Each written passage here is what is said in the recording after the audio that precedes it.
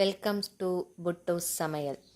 First biryani ஸ்டைலில் தக்காளி சாதம் செய்கிறது எப்படின்றத பார்க்குறோம்.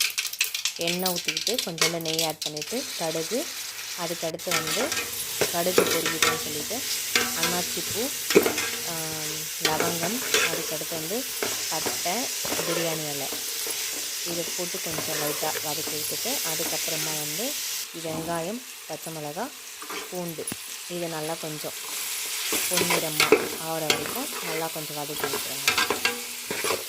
இது வதங்கினதுக்கப்புறமா ஒரு கைப்பிடி அளவு கருவேப்பிலை, கொத்தமல்லி, புதினா இதையும் சேர்த்து கொஞ்சம் நல்லா வதக்கி விட்டுருங்க.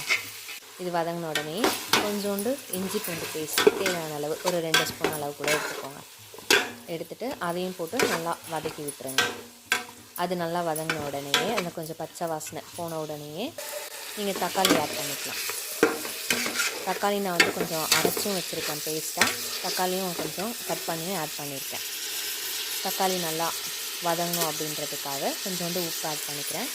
தக்காளி நல்லா வதக்கி விட்டுறேன். அது கொஞ்சம் நல்லா குழைய வதங்கிடும். அது வதங்கின உடனே நம்ம இப்போ இந்த தக்காளி அரைச்சி வச்சுருக்கோம் பார்த்தீங்களா, அந்த பேஸ்ட்டு, தக்காளி பேஸ்ட்டு அதை கொஞ்சம் ஆட் பண்ணிக்கிறோம். அது நல்லா கொஞ்சம் அந்த பச்சை வாசனை போடும் உடனே கரம் மசாலா ஒரு 2 ஸ்பூன் அளவு சேர்த்துக்கலாம். அந்த மசாலா கொஞ்சம் பச்சை வாசனை போகணும், ஓகேங்களா? அது வரைக்கும் நல்லா கொஞ்சம் வதக்கிக்கலாம்.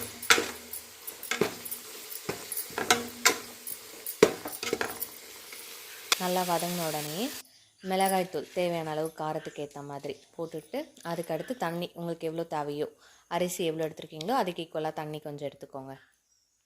அதில் ஒரு 1/2 லெமன் அளவு நான் கொஞ்சம் பிழிஞ்சு விட்டுக்கிட்டேன். 1/2 லெமன் பிழிஞ்சு விட்டுட்டு தண்ணி நல்லா கொதி வந்த உடனே அரிசி ஆட் பண்ணிக்கோங்க. அதுக்கப்புறமா நல்லா வெந்த உடனே ஓப்பன் பண்ணி பார்த்தீங்க அப்படின்னா ரைஸ் இப்படி தான் இருந்துச்சு. நல்லா தான் இருந்தது, சூப்பராக இருந்தது ரைஸ்.